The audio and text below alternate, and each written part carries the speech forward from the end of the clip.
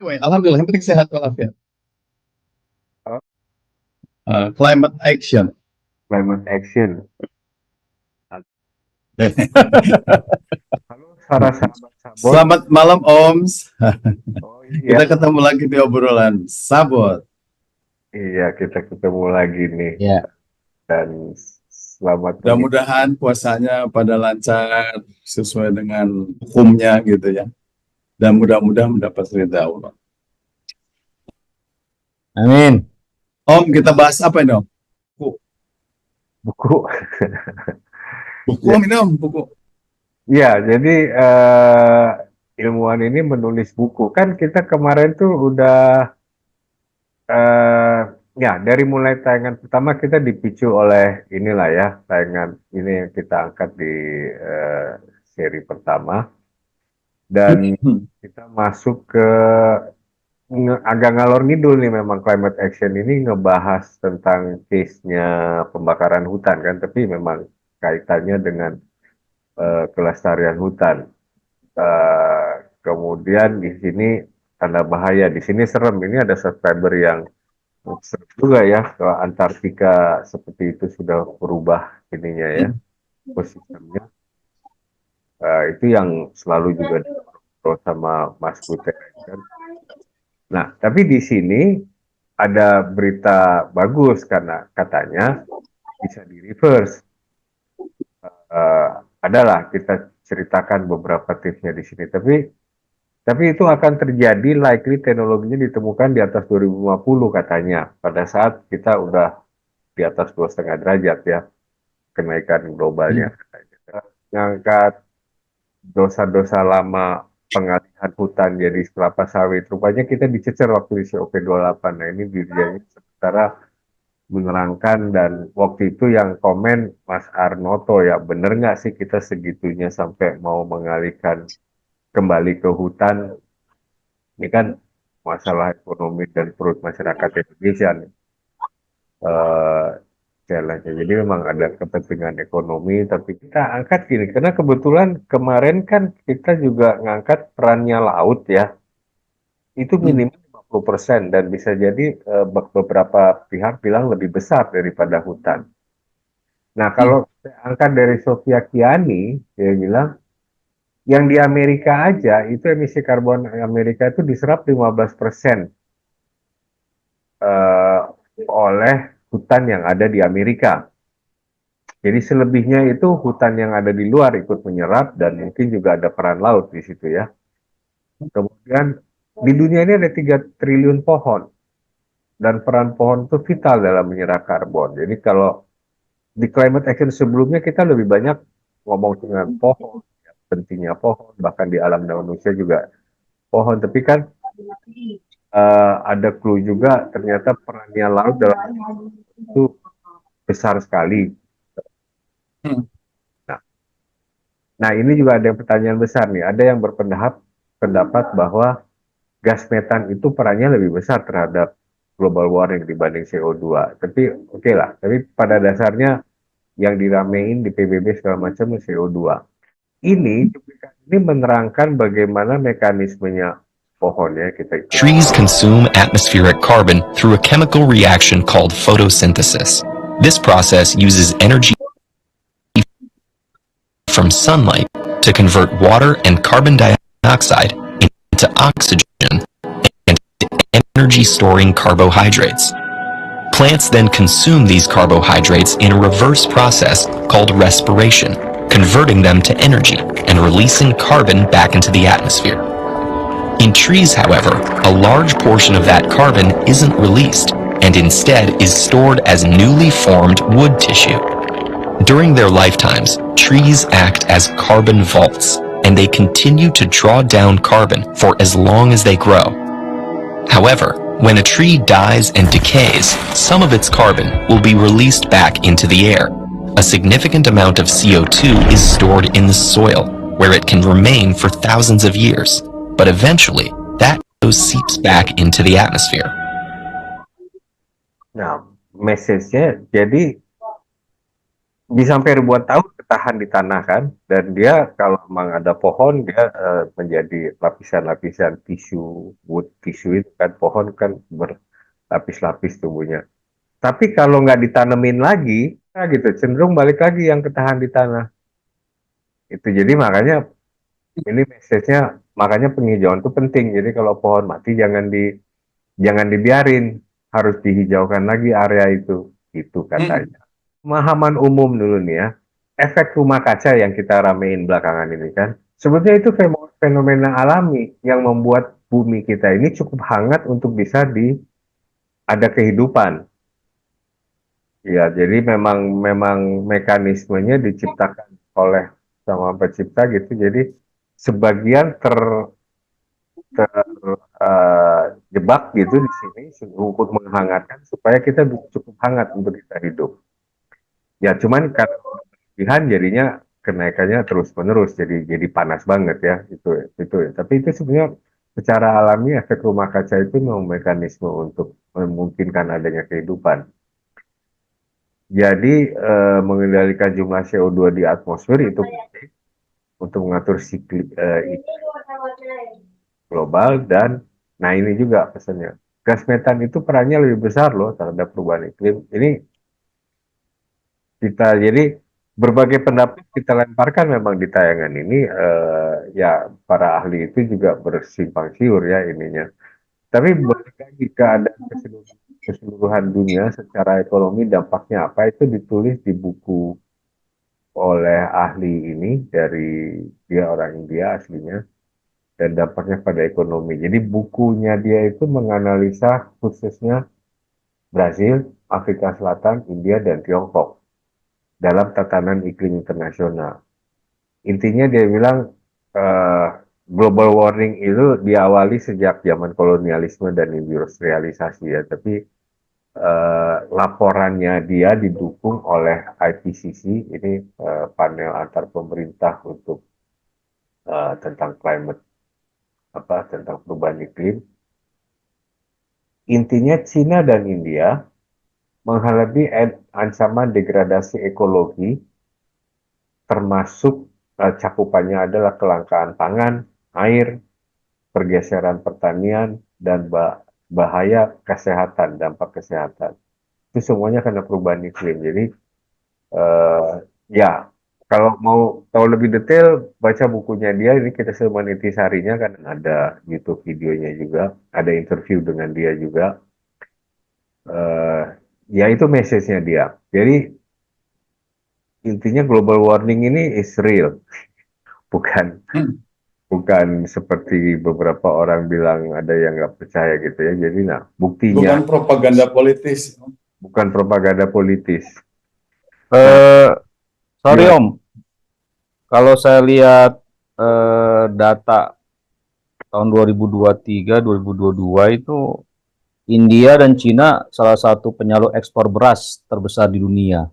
Jadi kontradiktif ya dengan yang diinformasikan bahwa ancaman degradasi ekologi, kelangkaan pangan dan air itu apa karena mereka membudidayakan lebih banyak tanaman padi sehingga terjadi kelangkaan pangan dan air. Ini lucu sekali soalnya datanya 2022-2023 tuh India dan Cina tuh salah satu negara penyalur eksportir beras terbesar di dunia.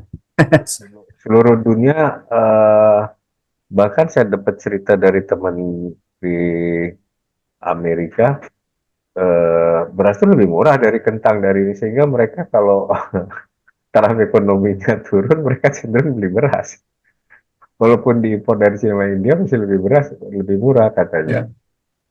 Ya, jadi korelasinya bagaimana itu Tapi ini antara pernyataan pernyataan normatif sih sebetulnya, bahwa dikatakan ada ancaman degradasi. Jadi baru ancaman. Apakah itu sudah terjadi kita belum tahu, kecuali kita baca bukunya ada informasi mengenai data Ada awalnya sekian, luasnya berapa kilometer persegi, sekarang menjadi berapa. Itu kan sudah degradasi gitu ya.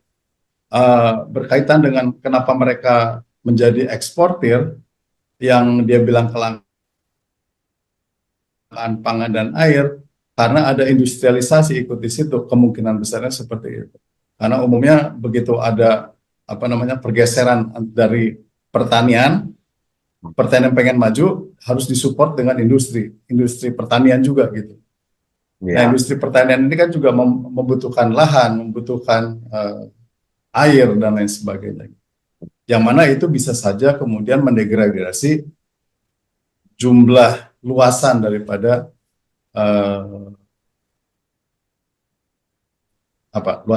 area hijaunya gitu. Gitu mungkin ya. Dan kembali kalau kita nggak punya angkanya, tapi misalkan turunnya 1 digit pun itu sudah degradasi gitu. Nah, ancaman penurunan ekologis yang dia sebut sebagai ancaman ini, sebagai penurunan ekologis ini, ya tentu saja akan mengancam kelangkaan pangan, pergeseran pertanian, yang tadi saya bilang, begitu kelangkaan pangan, maka pergeseran pertanian dari pertanian ke industri gitu. Tetapi dalam pengolahan industri pertanian pun itu kan ada teknologi industri di situ, ada industri pangan di situ, yang juga mungkin tidak ekologis gitu, tidak tidak ramah lingkungan juga.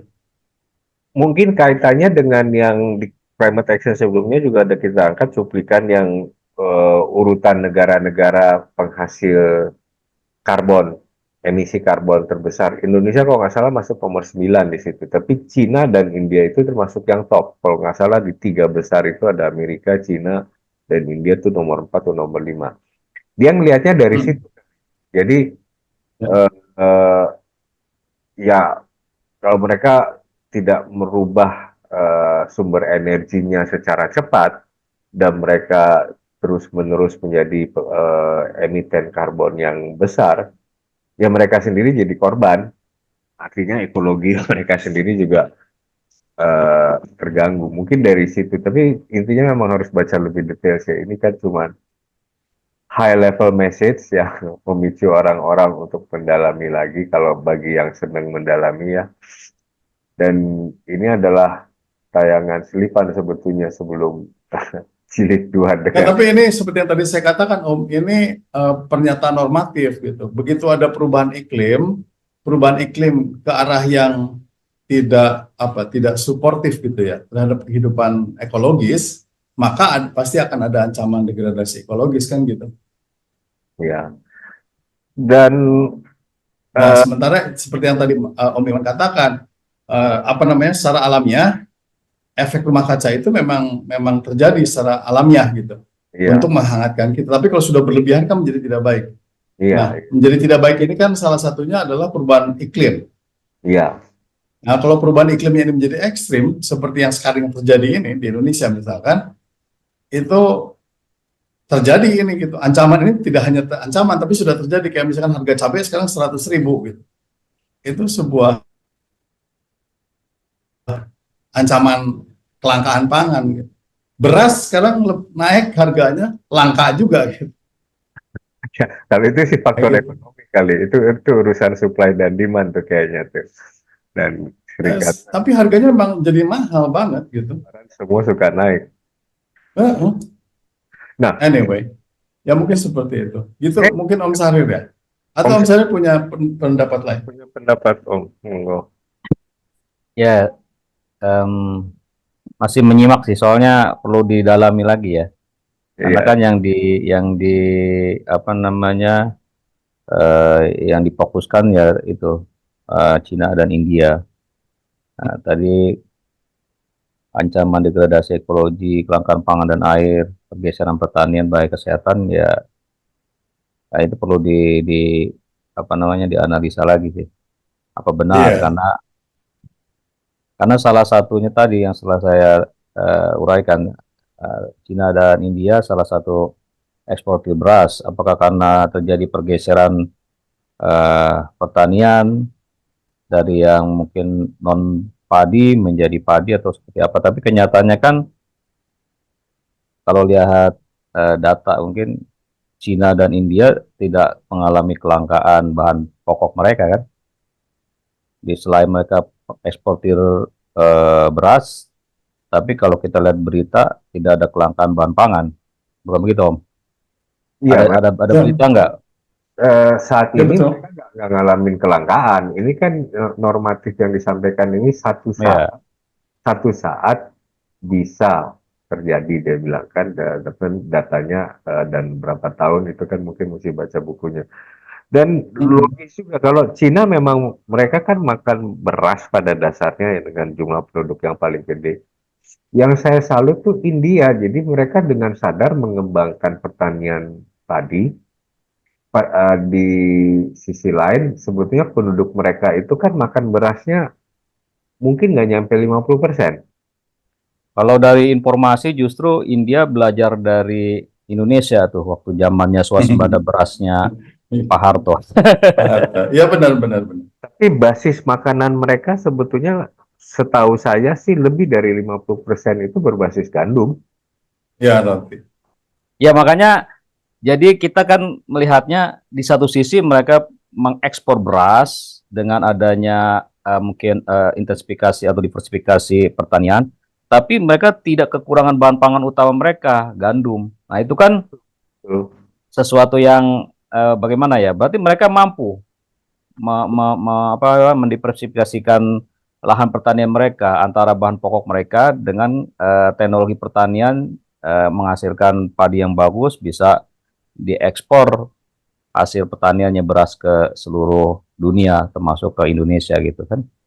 Betul, pengembangan Masuk. lahan padinya itu dengan tujuan ekspor karena dia sadar. Jadi ya itulah misalnya kita nih, kita ini konsumsi beras boleh bilang 100%. Bahkan di Indonesia Timur yang tadinya sagu udah makan beras juga gitu kan. Tapi kita kan punya singkong. Ada negara-negara, kita punya lahan dan kita punya potensi gede di singkong. Ada negara-negara yang memang pada dasarnya berbasis singkong. Di Afrika itu beberapa negara itu mereka mengkonsumsi makanan yang banyak dari singkong. Kenapa nggak kita berpikir seperti India? Kita kembangin singkong dengan tujuan ekspor. India dengan sadar makanan masyarakatnya lebih banyak makan gandum, dia kembangin berasnya dengan tujuan ekspor. Itu bukan. Justru kan kebalikannya, kita mengekspor minyak sawit kan CPO, bukan bukan tapioka, bukan singkong. Kita kan pengekspor minyak sawit terbesar ya selain Malaysia kan. Ya itu Iya, mungkin. Kita ya, kita mengekspor minyak sawit tapi kita mengimpor beras. nah, itu. Eh, ya oke lah, itu sisi ekonomi. Tapi Ya mungkin kembali lah. Ini mungkin kita perlu perlu baca lebih lebih lebih dalam ya mengenai apa yang ditulis oleh Doktor siapa ini? Oh, Danas Danasri, Danasri ini ya. Danasri Karena Jaya. mungkin di situ ada data-data yang bisa jadi menjadi dasar dari pernyataan ini. Terus saya kebetulan saya lagi ngulik-ngulik dan ada topik khusus, jadi saya edit, saya combine sama message kita yang lain tentang Naked Store itu yang refill station. Saya combine dengan topik khusus yang tayangan Pak Nandu. Itu rencana mau saya re-upload juga. Nah, tapi ada Pak Nandu itu ngomong tentang scope dari sustainability. Jadi gini-gini, masalah ekologi dunia ini kan termasuk itu juga dampaknya ekologi kan, pasif polusi. Jadi emisi karbon, metan, efek rumah kaca yang berlebihan dan ujung-ujungnya plastik. Semuanya punya dampak. Nah, dari aku ingatnya dia bilang dari dia nerangin 3 scope sustainability untuk sebuah perusahaan ya, sebuah corporate. Pertama itu within kontrolnya dia ya, dari mulai pabrik, desain produk segala macam dari lingkungan pabrik. Scope kedua adalah di supplier, dia bisa some influence, misalnya yang supply bahan baku segala macam. Scope ketiga itu begitu udah dijual, udah nyampe di konsumen. Dampak ekologinya dari aspek supply chain segala macam, dan mungkin termasuk dampak kemasan plastiknya segala macam yang tercecer nggak ada manage gitu kan, itu 90% tuh di scope 3. Jadi bukan di pabrik, bukan di ini, tapi dampak ekologisnya menurut Pak Nandu, atau dia mungkin punya data segala macam karena dia ngajar sustainability. Sesudah kita jual ke konsumen, itu dampak ekologinya tuh 90% di skop 3. Jadi apa yang terjadi dengan konsumen soal kemasannya, bagaimana makannya, berlebihan apa enggak, bagaimana kemasannya, sampahnya dibuang kemana gitu ya, dikumpulin, di manage apa enggak. Itu tuh semuanya punya dampak ekologi dan itu 90% berada di konsumen dia bilang. Jadi penting manage makanya dia anjurkan benar pengalihan ke refill station, naked store itu. Kenapa? Karena yang 90% ini akan turun drastis. Dia besar, dampak ekologinya besar itu karena banyak kemasan, mungkin faktor kemasan dan distribusinya segala macam. Kan distribusinya lebih pendek kalau ke retail store. Itu sih. Om, dari bahasan-bahasan kita sebelum-sebelumnya, kan kita juga sudah sampaikan ada beberapa faktor yang menyebabkan perubahan iklim ini, ya kan Om? Nah, salah satu pencegahnya, atau bukan salah satu yang bisa kita lakukan, makanya kita sebut climate action ini adalah salah satunya adalah menanam pohon. Betul. Dan manfaat pohon itu juga sudah kita bahas baik dalam tayangan climate action ini maupun dalam obrolan kita mengenai alam dan manusia.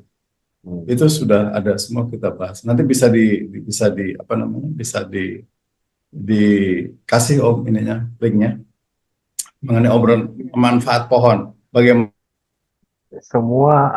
pohon kepada kehidupan manusia gitu. Ya kan, bahkan salah satu di situ disebutkan, kalau saya masih ingat, itu adalah pohon bisa membantu menurunkan suhu. Oh iya, itu sampai dengan 2%. Ya, sampai dengan 2 derajat. Betul, itu yang dilakukan Singapura. Betul kan? Jadi menurut saya bisa menjalankan action yang satu ini aja dulu itu sudah sangat membantu gitu. Betul. Kalau misalkan pemilahan sampah atau pengelolaan sampah di level konsumen itu masih dalam proses, mungkin ajakan bercocok tanam atau bertanam pohon itu lebih mudah mungkin gitu. Karena ada sejuknya, ada indahnya juga. Mungkin lebih mudah itu ketimbang mengelola sampahnya dulu nih gitu. Sementara kita harus terus berkampanye mengenai bagaimana mengelola sampah di level rumah tangga dan lain sebagainya. Kalau saya bilang, nggak tahu nanti Om Sari punya pendapat juga kali ya, tapi saya bilang paralel sih Om, dengan selain pohon, kelola sampah dan kurangi sampah dari household itu juga penting. Kenapa? Karena kan justru dari obrolan dengan Richard itu kita ngelihat betapa dampaknya plastik itu, bagaimana dia merusak terumbu karang, padahal terumbu karang itu berapa gigaton per tahun dia bisa serap karbon. Kalau terumbu karang kan daya serapnya laut terhadap karbon turun, jadi dampaknya parah juga gitu. Ya, kalau laut itu ternyata 50% lebih perannya dalam menyerap karbon. Jadi paralel sih kalau saya bilang sih. Ya, itu yang tadi saya bilang. Si pengelolaan sampah ini itu terus berproses, kita terus kampanyekan gitu. Sementara mungkin ada satu hal lagi mengenai kampanye tanam pohon yang bisa jadi itu lebih mudah, lebih bisa cepat dijalankan gitu. Iya. Gimana Om Sari, ada pendapat sebelum kita putar, kita sengaja mengulang lagi yang Singapura ini, bagaimana mereka berhasil menurun. Ya, lanjut aja Om, lanjut. Kita ikutin yang. Dan Singapura memahami itu banget Om. Singapura memahami banget bagaimana peran pohon itu terhadap kehidupan manusia. Sehingga dia bisa klaim sekarang negara gua lebih banyak pohon daripada manusia. Make the earth cooler because they don't just shade us from the sun. Trees also sweat. First, the leaves absorb the heat from the sun. Then the tree takes water from the ground and the water evaporates into the air through the leaves. Trees are nature's best air conditioners. They bring down the heat They regulate the temperature. Singapore has become one of the greenest cities in the world.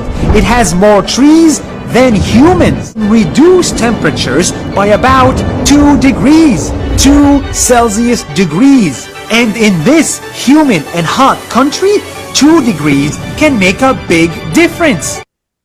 Nah, itu. Ya gitu tuh Om ceritanya. Iya, itu. Jadi kita ini aja, kita semampu kita menghimbau. Ayo kita tanam pohon lagi gitu. Tanam pohon. Bukan tanaman hias yang di dalam rumah. Itu juga bagus, itu juga bagus. Mulailah dengan tanaman hias di rumah. Tapi syukur-syukur punya lahan lebih besar di Abu-Lapot juga boleh, tanaman yang lebih rindang gitu. Karena itu benar-benar terasa gitu. Saya di rumah saya gitu. Dan itu kerasa banget gitu. Untuk menghindari tebang pohon itu yang gitu. Ini di lingkungan saya kebetulan juga banyak real estate. Saya lihat mereka mulai babat, habis itu baru ditumbuhin lagi gitu ya. Tapi ada saya lihat klaster kecil yang dia bikin klaster perumahan, dibikin belok-belok, jadi kayak modelnya di Bali gitu, jalannya, rumahnya juga, tanahnya jadi ukurannya juga beda-beda gitu setiap kapling. Karena dia menghindari tebang pohon. Jadi begitu klasternya jadi, pohon yang ada di klaster itu Bagus. semuanya pohon udah gede-gede dan Ya. pohon yang asli, tidak digeser. Tapi jadi unik dan bagus, sebetulnya alami. Ya. Dan kalau sudah adem, sejuk, itu di pikiran juga jadi jernih gitu. Ngobrol juga jadi enak. Banyaklah manfaatnya kalau adem itu. Tayangan minggu depan nih saya canangkan untuk seru banget karena Di undang-undang itu sempat nggak ya kita membaca adanya pemisahan juga di pengelolaan sampahnya, di pengolahan sampahnya. Oh iya ya, semua sudah sangat rinci sebetulnya di Undang-Undang Sudah, Nomor ya. 18 Tahun 2008 tentang Waste Management Pengelolaan Sampah, dan diturunkan di peraturan di bawahnya, mulai dari peraturan presiden, ada peraturan menteri juga, sampai ada peraturan daerah. Ya, salah satu turunan peraturan pengelolaan sampah Perda itu kan bagaimana mengatur jangan membuang sampah sembarangan, akan dikenakan sanksi. Nah, Yang atau kita sederhanakan, yang basah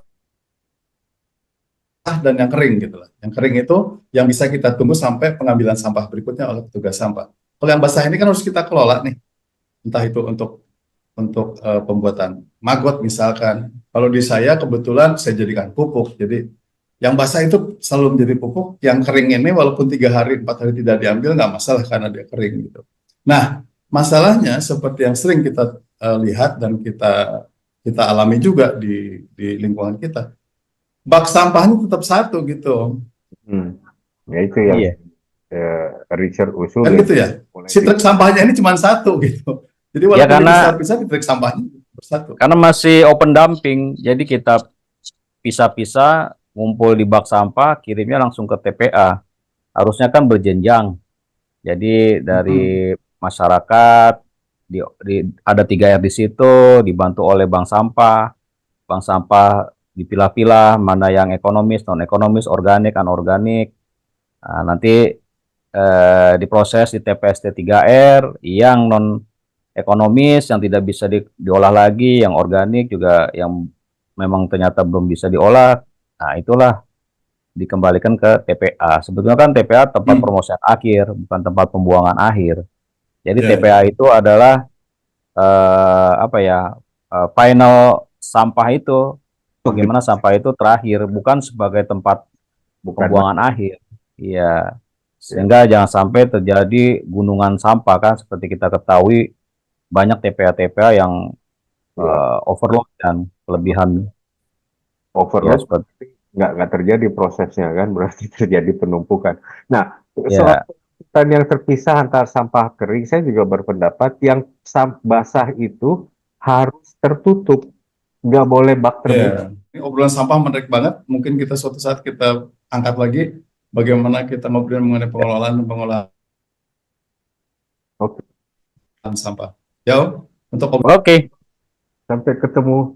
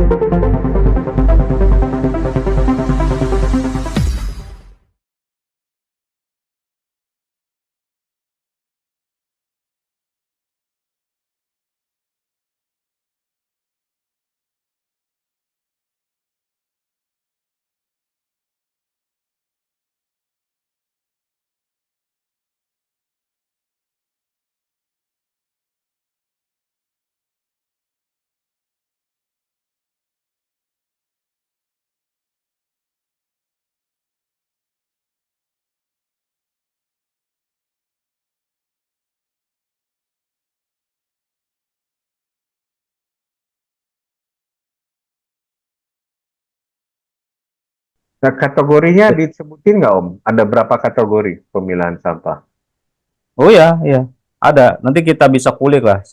Tiga Kita yang bisa apa lihat. gitu ya? Ya, Eh, jadi sebetulnya kan tanggung jawabnya itu ada, wewenangnya dari siapa, yang Ya. bertanggung jawabnya itu siapa itu sudah jelas sebetulnya.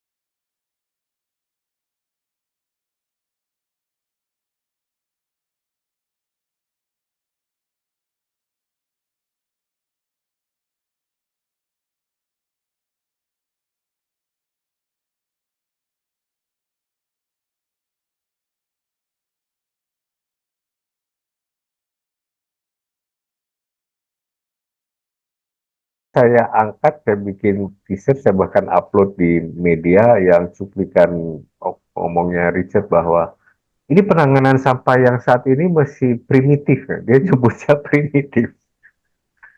Dan kebetulan ada wawancara Kendrew, saya gabungin sama omongannya Kendrew yang bilang bahwa akses to waste management itu harusnya jadi hak asasi manusia.